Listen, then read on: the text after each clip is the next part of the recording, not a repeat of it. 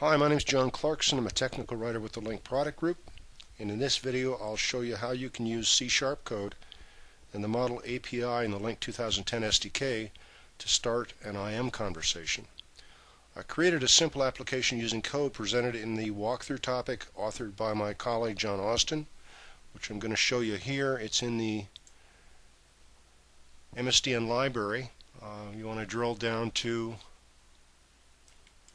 the Servers and Enterprise Development node and then find Lync and Lync 2010.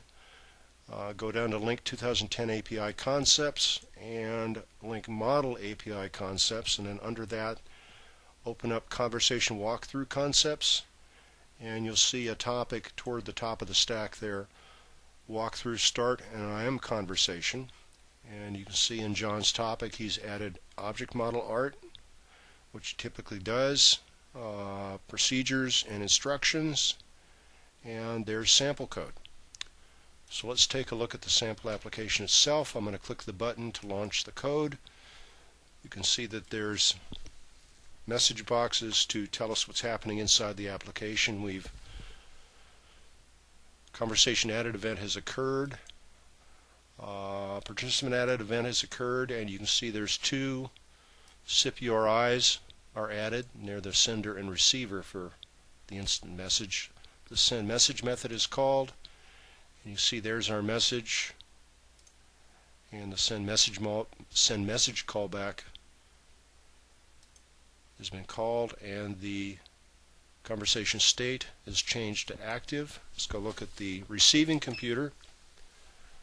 There's an invite for our message. And you can see there's the message. I'm going to type a simple reply and hit enter. And we can go back to the sending computer, see the reply, and the instant message received event has occurred.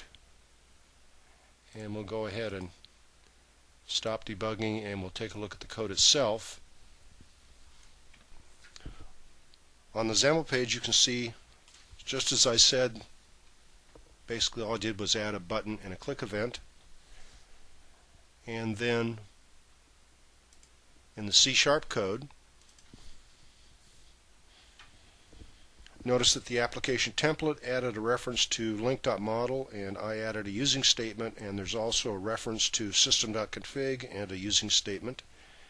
And I'll walk through the methods and events in the order that I expect them to occur. First, in the button click event, I check to verify that Lync is signed in. If so, then I call the start conversation method.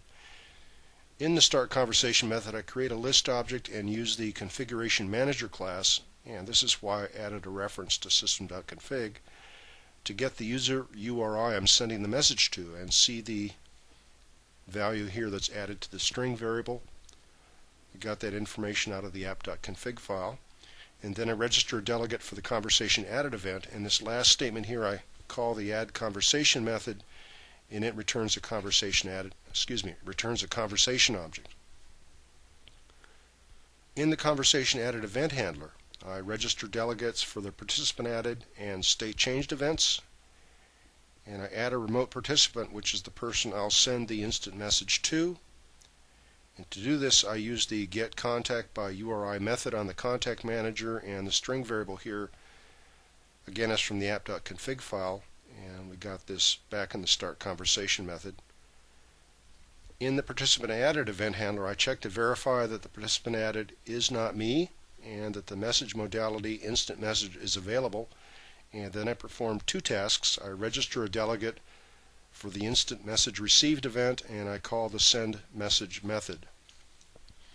And in the send message method, I verify that the modality action enum value send instant message is available, and then I call the begin send message method. And there are two different overloads. The one I'm using here, there are three parameters: message text, a callback method, and an object that I sent to null. The other overload allows you to specify content type, which includes things like rich text, GIF, and HTML.